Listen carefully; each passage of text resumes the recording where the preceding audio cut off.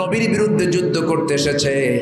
আমার নবীর সবচেয়ে বড় মেয়ের জামাই, সবচেয়ে বড় মেয়ের জামাই আবুল আস নবীর বিরুদ্ধে যুদ্ধ করতে আসছে। যুদ্ধ থেমে গেছে, মুসলমানদের বিজয় যখন হয়ে গেছে, ৭০ জন কাফের, আবু জেহেল সহ ৭০ জন কাফের তারা দুনিয়া থেকে বিদায় নিয়েছে।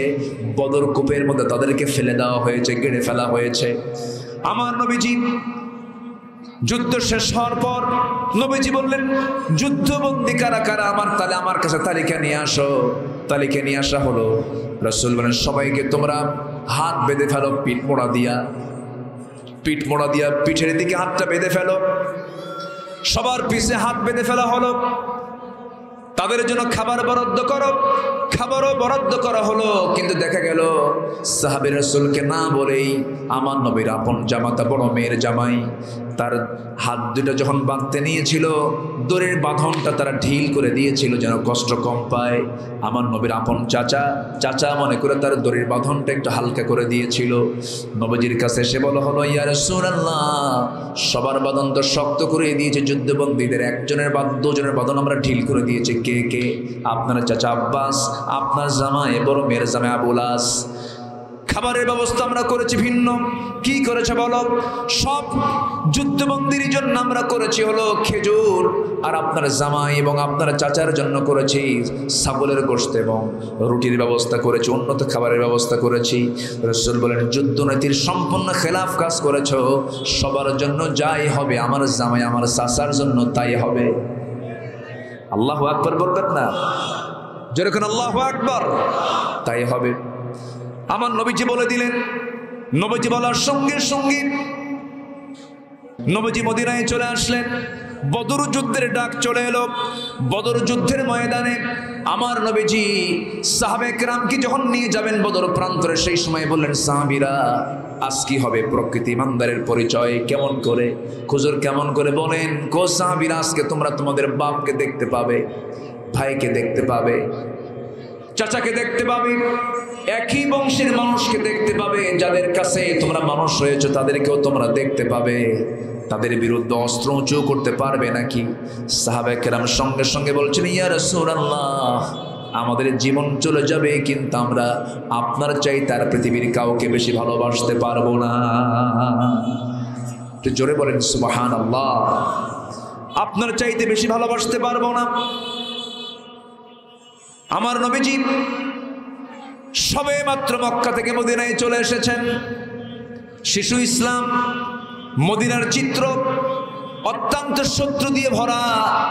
মদিনার চতুর্পার্শ্বে বনু নাজির, বনু কোরাইজা, বনু কাইনুকা, এই সমস্ত ইহুদির বাচ্চারা ষড়যন্ত্রগুলো চালিয়ে যাচ্ছে।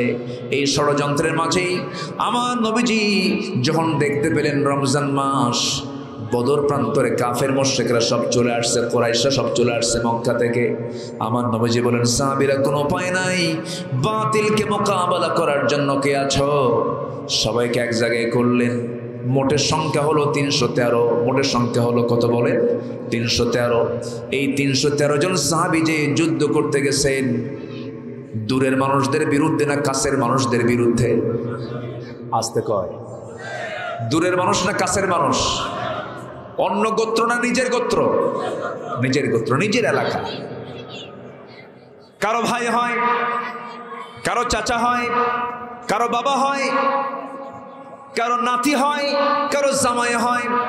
বদর যুদ্ধের ময়দানে আমার নবীজি যখন রওনা দিলেন সাহাবায়ে কেরামকে নিয়া, আমার নবীজির সঙ্গে দুজন ছোট্ট বাচ্চা নবীর সঙ্গে ছিলেন। মদিনার একজন আফরার ছেলে, দুজন আনসার, দুজন ছোট্ট সাহাবী, মুআজ রাদিয়াল্লাহু তাআলা আনহু। তাদের বয়স ছিল মাত্র 11 বছর, 13 বছর। আমার নবীজি তাদের যুদ্ধে যাবার জজবা দেখে তাদেরকে তিনি অনুমতি দিয়ে দিলেন। দুজন চলে গেলেন, এই মিলে ৩১৩ জন সাহাবী হলো। বদর প্রান্তরে সাহাবায়ে কেরামকে নিয়ে যখন সামনে দাঁড়িয়ে গেলেন, নবীজি যে জায়গায় দাঁড়ানো ছিলেন সেই জায়গাটা ছিল বালুর জায়গা। এখনো যারা মদিনায় গিয়েছেন, মদিনা থেকে ৮০ মাইল দূরে বদর প্রান্তর, সেই জায়গায় বালুর পাহাড়। পাহাড়কে পাহাড় সব বালু দিয়ে ভরা। সেই বালুর পাহাড়ের পাশে আমার নবীরা, আমার নবী সাহাবে কেরাম কিনে দাঁড়ায় ছিলেন। হাঁটু পর্যন্ত পা গেড়ে গেল। বললেন, ইয়া রাসূলুল্লাহ, এমন যুদ্ধের ময়দানে আসছি যে যুদ্ধের ময়দানে এসে আমাদের পাটা তুলতে পারছি না, আল্লাহর সাহায্য আমরা কামনা করি। আল্লাহর কাছে একটু বলুন। আল্লাহর দরবারে দোয়া মঞ্জুর হয়ে গেল। ওয়ালাকাদ নাসারাকুমুল্লাহু বিবাদরিন ওয়া আনতুম আদিল্লাহ, তোমরা অসহায় ছিলে, বদর প্রান্তরে আমি আল্লাহ তোমাদেরকে সাহায্য করেছি। আল্লাহ তাআলা সেদিন হাজার হাজার ফেরেশতা পাঠিয়ে দিয়েছিলেন। এই 313 জন সাহাবী যখন দেখলেন তাদের পাটা বালুর মধ্যে গেড়ে যাচ্ছে, আল্লাহ তাআলা আকাশে ঘন মেঘ জমা করলেন, এমন একটা বৃষ্টি দিয়ে দিলেন, বালুর জায়গাটা হলো শক্ত জায়গা। আর আবু জেহেলরা যেই দিকে দাঁড়ানো ছিল সেই জায়গাটা ছিল আঠাল মাটির জায়গা। আঠাল মাটিতে যখন বৃষ্টির পানি পড়ে শক্ত হয় না, পিছলা হয়। কি হয়? পিছলা হয়ে যায়। আল্লাহর সাহায্য শুরু হয়ে গেল। ওই বদর প্রান্তরে একজন সাহাবী দেখতে পেলেন, তরবারি হাতিনের সামনে দাঁড়ায় দেখতে পান তার নিজের জন্মদানকারী পিতার সামনে দাঁড়ানো। মনে মনে ভাবেন, হারে আমার এই বাবার কোলে আমি ছোট থেকে বড় হয়েছি, কেমন করে আমি তাকে আঘাত করি। বাপ মনে করে তিনি তরবারি গোটায় নিয়ে তিনি ফিরে আসতেছিলেন। পরক্ষণই ভাবলেন না, কুল ইন কানা আবাউকুম ওয়া বানাউকুম ওয়া ইখওয়ানুকুম ওয়া আজওয়াজুকুম, এই আয়াতটার কথা তার মনে হয়ে গেল। সাহাবী করলেন কি, সঙ্গে সঙ্গে আবার তিনি তরবারি গোটায় না নিয়া তরবারি আবার উন্মুক্ত করলেন। বাবার দিকে তিনি ধেয়ে যাচ্ছেন, সংগ্রামীর মতো করে সামনের দিকে এগিয়ে যাচ্ছেন। বাপকে বাপ মনে করলেন না, বাপকে বাপ না মনে করে শিরকের প্রতীক মনে করে বাবার দিকে লক্ষ্য করে তরবারি দিয়ে তার গর্দান বরাবর মেরে দিলেন। মস্তক ছিটকে পড়ে গেল, নিজের হাতে নিজের বাপ দুনিয়া থেকে বিদায় হয়ে গেল। কিন্তু বাপ তো, সন্তান যদি দেখে বাবার মৃত্যু, কাফের হোক ইমানদার হোক, মন কি ভালো থাকে নাকি? আসতে কর, মন কি ভালো থাকে নাকি? মনটা খারাপ। বদর যুদ্ধে মুসলমানদের বিজয় হলো। সব সাহাবীর মুখে আনন্দের হাসি, কিন্তু ওবায়দার মুখে হাসি নাই। রাসূল বলেন, ওবায়দা তুমি হাসো না কেন? কি হয়েছে হুজুর? ওবায়দার বাপ আজকে যুদ্ধে মারা গেছে। কে মেরেছে ওবায়দার বাপকে? হুজুর কেউ মারে নাই, ওবায়দা নিজেই তার বাপকে দুনিয়া থেকে বিদায় করে দিয়েছে। আমার নবীজি হাতটা আগায় দিয়ে বলছেন, ওবায়দা রে, আমার মুখের মধ্যে আগায় আয়। আজকে তুই যে ভূমিকা পালন করলি, আল্লাহর 8টা জান্নাত তোর জন্য ওয়াজিব হয়ে গেছে। জোরে বল সুবহানাল্লাহ, আরো জোরে বলি সুবহানাল্লাহ। সেই যুদ্ধের ময়দানে আমার নবীর বিরুদ্ধে আমার নবীর আপন চাচা আসছে। আমার নবীর কি আপন চাচা আব্বাস, সেই সময় ইসলাম কবুল করেন নাই, নবীর বিরুদ্ধে যুদ্ধ করতে এসেছে। আমার নবীর সবচেয়ে বড় মেয়ের জামাই, সবচেয়ে বড় মেয়ের জামাই আবুল আস নবীর বিরুদ্ধে যুদ্ধ করতে আসছে। যুদ্ধ থেমে গেছে, মুসলমানদের বিজয় যখন হয়ে গেছে, 70 জন কাফের, আবু জেহেল সহ 70 জন কাফের তারা দুনিয়া থেকে বিদায় নিয়েছে। বদর কূপের মধ্যে তাদেরকে ফেলে দেওয়া হয়েছে, গেড়ে ফেলা হয়েছে। আমার নবীজি যুদ্ধ শেষ হওয়ার পর নবীজি বললেন, যুদ্ধবন্দী কারা কারা আমার তাহলে আমার কাছে তালিকা নিয়ে আসো। তালিকা নিয়ে আসা হলো। রাসূল বলেন, সবাইকে তোমরা হাত বেঁধে ফেলো পিঠ মোড়া দিয়া, পিঠ মোড়া দিয়া পিঠের দিকে হাতটা বেঁধে ফেলো। সবার পিছে হাত বেঁধে ফেলা হলো। তাদের জন্য খাবার বরাদ্দ করো, খাবারও বরাদ্দ করা হলো। কিন্তু দেখা গেল সাহাবী রাসূলকে না বলেই আমার নবীর আপন জামাতা, বড় মেয়ের জামাই, তার হাত দুটো যখন বাঁধতে নিয়েছিল, দড়ির বাঁধনটা তারা ঢিল করে দিয়েছিল যেন কষ্ট কম পায়। আমার নবীর আপন চাচা, চাচা মনে করে তার দড়ির বাঁধনটা একটু হালকা করে দিয়েছিল। নবীজির কাছে এসে বলা হলো, ইয়া রাসূলুল্লাহ, সবার বাঁধন তো শক্ত করে দিয়েছে, যুদ্ধবন্দীদের একজনের দুজনের বাঁধন আমরা ঢিল করে দিয়েছি। কে কে? আপনার চাচা আব্বাস, আপনার জামাই বড় মেয়ের জামাই আবুল আস। খাবারের ব্যবস্থা আমরা করেছি ভিন্ন। কি করেছে বলো? সব যুদ্ধবন্দীর জন্য আমরা করেছি হলো খেজুর, আর আপনার জামাই এবং আপনার চাচার জন্য করেছি ছাগলের গোশত এবং রুটির ব্যবস্থা করেছি, উন্নত খাবারের ব্যবস্থা করেছি। রাসূল বলেন, যুদ্ধনীতির সম্পূর্ণ খেলাফ কাজ করেছো। সবার জন্য যাই হবে, আমার জামাই আমার চাচার জন্য তাই হবে। আল্লাহু আকবার বলবেন না? যেরকম আল্লাহু আকবার, তাই হবে। আমার নবীজি বলে দিলেন। নবীজি বলার সঙ্গে সঙ্গে বাকি 68 জন যুদ্ধবন্দীর দড়িটা বেঁধে শক্তভাবে বেঁধে দেওয়া দড়িটা ঢিল করে দেওয়া হলো। সবার জন্য ছাগলের গোশত দেওয়া হলো, রুটির ব্যবস্থা করা হলো। এরপর রাসূল বলেন, একটা একটা করে ডাকো, তাদের কাছ থেকে মুক্তিপণ নিয়ে তাদেরকে মুক্তি দিয়ে দাও। সবাই দিয়ে যাচ্ছে মুক্তিপণ, তাদেরকে একটা একটা করে তিনি রাসূল মুক্তি দিয়ে দিচ্ছেন। এবার আপন চাচা আব্বাস রাদিয়াল্লাহু আনহুর সামনে দাঁড়ায় বলতেছে, ভাতিজা মুহাম্মদ, আমারও তুমি আটকালা কেন? রাসূল বলছেন, আপনাকে আটকাবো না মানে আপনাকে তো আগে আটকাবো। আপনি আমার চাচা, আপনি আমার বিরুদ্ধে যুদ্ধ করতে আসছেন। সাইয়েদনা আব্বাস সেই সময় ইসলাম কবুল করেন নাই। তিনি বলছেন, আমার ভাতিজা মুহাম্মদ, আমার বাপ যেটা করে গেছে, আমার দাদা যেটা করে গেছে, সেটাকে আমি বাদ দিতে পারি নাকি? রাসূল বলছেন, ও আমার চাচা, আপনার বাপ যদি ভুল করে যায়, আপনার তো ভুল করা যাবে না। আপনার বাবা যদি অন্যায় করে যায়, আপনার তো অন্যায় করা যাবে না। এমনটা যুক্তি দিয়ে কখনোই আপনি সঠিক উত্তর আপনি দিতে পারবেন না। রাসূল বলছেন, আপনাকে মুক্তিপণ দিতে হবে। আব্বাস রাদিয়াল্লাহু আনহু বলছেন, ভাতিজা মুহাম্মদ, আমার বাড়িতে আমি কিছুই রেখে আসিনি, তোমার চাচির কাছে কিছুই নাই। রাসূল মুস্কি হাসি মেরে বলছেন, চাচা, সামান্য স্বার্থের জন্য, দুনিয়ার জন্য এত বড় মিথ্যা কথা বলার কি দরকার? কি হয়েছে বলেন, কি হয়েছে বলো বাবা। রাসূল বলছেন, আপনি আমার চাচি আম্মার কাছে আপনি কয়েকটা স্বর্ণের টুকরা রেখে এসেছেন।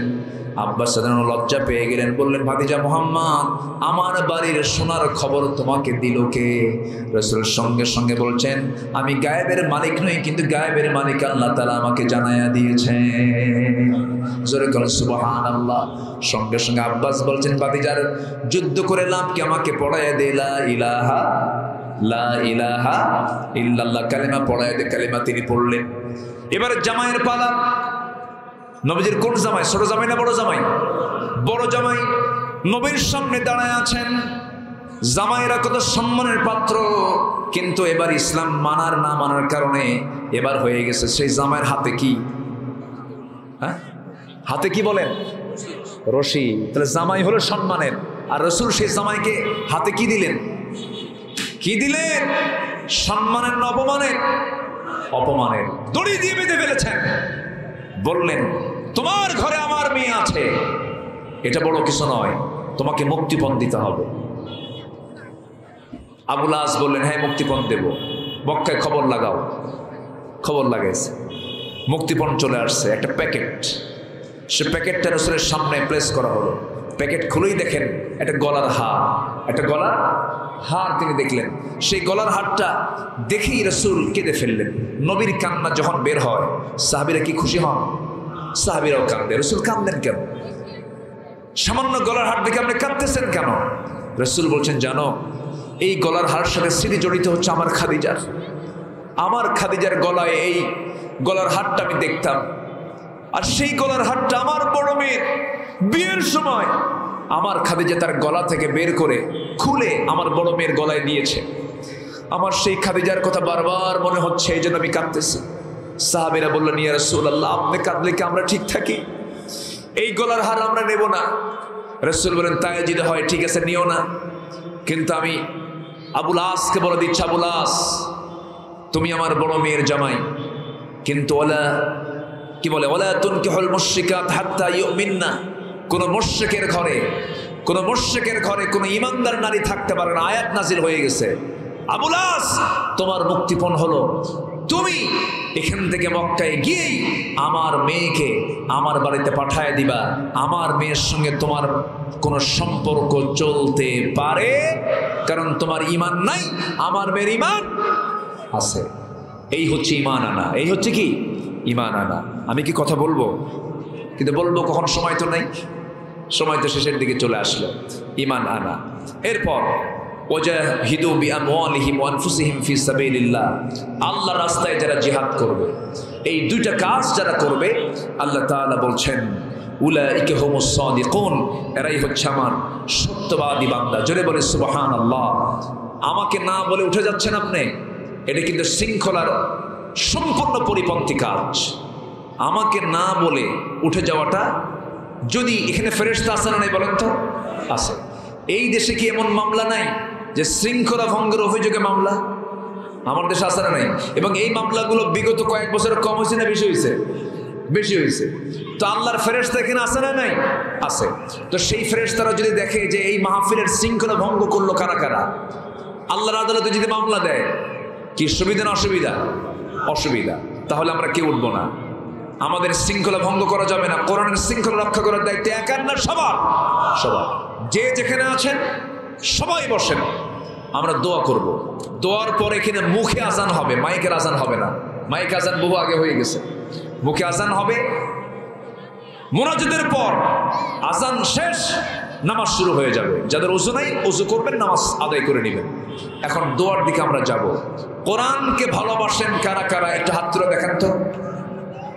কোরআনকে ভালোবাসেন কারা কারা? কোরআনের আইনকে চান কারা কারা? একটু হাত তুলে দেখেন না। একটু হাত টেনে নাড়া দেন তো এরকম করে। আল্লাহ তোমার এই বান্দাদের এই চাওয়াকে পাওয়া করে দাও। জোরে বলি আল্লাহুম্মা আমিন। হাত নামান।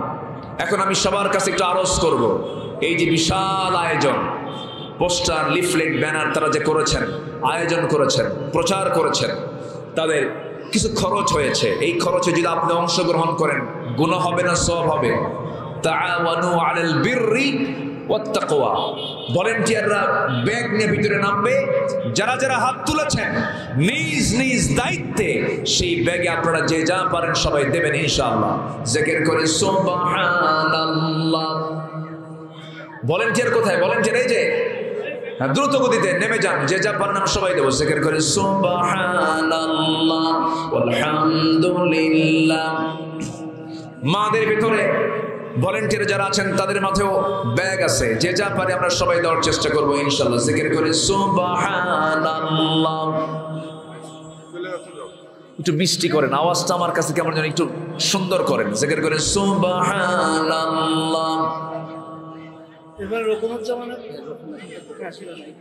কে কে? ও এখানে আছে আল্লাহ। এখন এখানে তার নাম নাই। এখন এখানে নাম তো আমি দেখিনি, বুঝে নাই।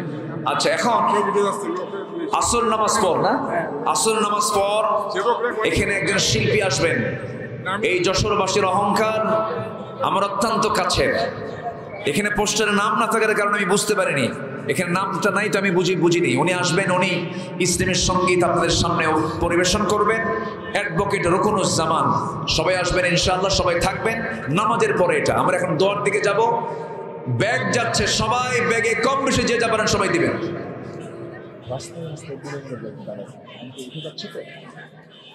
প্রত্যেকটা পয়েন্টের মধ্যে লোক থাকবে।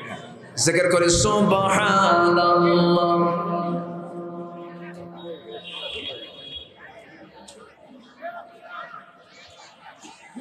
চাইলেই লোক দৌড় মারে, একটা লোকও কিন্তু ওঠে নাই, চাইছি।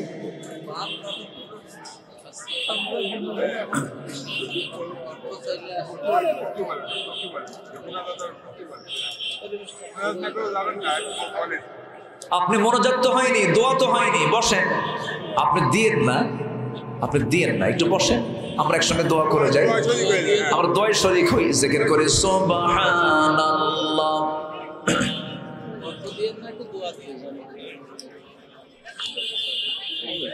জি একটু বসেন, কষ্ট দিয়ে না, একটু দোয়া দিয়ে যান। জি আসেন। আজকে পড়ে গেছে, তার মা বাবার কাছে দোয়া চাইছে। একটা ইয়াং ছেলে গাছ থেকে পড়ে গেছে, আব্বা আম্মা দোয়া চেয়েছেন, আল্লাহ তুমি তাকে শাফায়ে কামেল আজরা দাও। ইন্দুলোক বিশ্ব ছেলে। জি জি জানা, ঠিক আছে ঠিক আছে। মহিলা স্বেচ্ছাসেবিকা যারা আছেন, মহিলা ভলান্টিয়ার যারা আছেন, নিজ দায়িত্বে আমানত মনে করে যে যা পারেন ওই ভলান্টিয়ারদের মাঝে সবাই দিবেন ইনশাআল্লাহ। ব্যাগ যাচ্ছে, আমার মা বোন সবাই দিবেন, নিয়ত করে দিবেন ইনশাআল্লাহ। জিকির করে সুবহানাল্লাহ।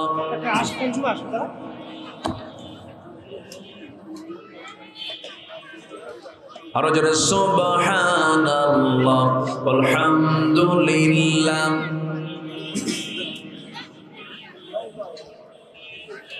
আরো জোরে সুবহানাল্লাহ আলহামদুলিল্লাহ। আরো জোরে লা ইলাহা, আরো জোরে লা ইলাহা সুবহানাল্লাহ আলহামদুলিল্লাহ।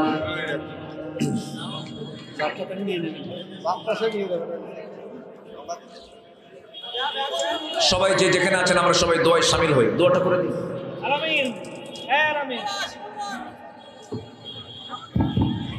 আলহামদুলিল্লাহ, আমরা এখন মাহফিল শেষ করে চলে এসেছি, দোয়া অনুষ্ঠিত হবে। যারা যারা করেছেন আপনাদের সবাইকে ধন্যবাদ। আল্লাহ রাব্বুল আলামিন দান বরকত দান করুন। এখন এই লোকজন চলে আসবে, রমজানের কাছে চলে আসবে। এখন আসর নামাজ হবে, দোয়া হবে, দোয়ার পর আসর নামাজ পড়ে আমরা এখানে আলোচনা করে শেষ মজাও পাওয়া যায় না, শেষ হয় না। আমরা দোয়া করি, আল্লাহুম্মা আমিন।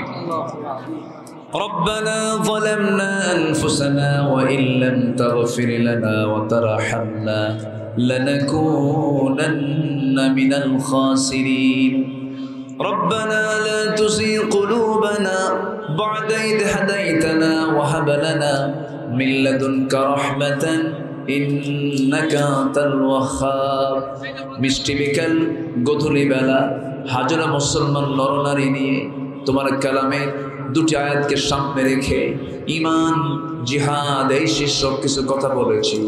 গুনার বোঝা মাথায় নিয়ে কাঙ্গাল ফিকারির মতো দুটো হাত পেতেছি। আল্লাহ, গুনার দিকে তাকাইও না, বান্দা মনে করে তামাম জীবনের সমস্ত গুনাহগুলোকে মেহেরবানি করে মাফ করে দাও। জনম দুঃখিনী মা, জনম দুঃখী বাপ জানজারে চলে গেলেন, জিন্দেগির গুনাহগুলো মাফ করো, কবরগুলোকে জান্নাতের টুকরা বানায়া দাও। রব্বির হামহুমা কামা রব্বায়ানি সগীরা। আল্লাহ তাআলা বিশেষ করে মাহফিলের আয়োজন করলেন যারা, কষ্ট করে আসলেন যারা, বিনিময়ে কিয়ামতের কঠিন দিন যেদিন কেউ কাউকে চিনবে না, এই মাহফিল সবার জন্য নাজাতের মাধ্যম তুমি আল্লাহ বানাইয়া দিও। আল্লাহ তাআলা যার যে সমস্যাগুলো তুমি আল্লাহ ভালো করে জানো, দূর করে দাও। রোগাক্রান্ত রোগ মুক্ত করো, ঋণগ্রস্ত ঋণ মুক্ত তৌফিক দিয়ে দাও। অবাধ্য সন্তানকে অনুগত করে দাও। পরিবারের অশান্তি তুমি আল্লাহ অশান্তি দূর করে দাও। আল্লাহ তাআলা যার যার সমস্যাগুলো দয়া করে তুমি আল্লাহ সমাধান করে দাও।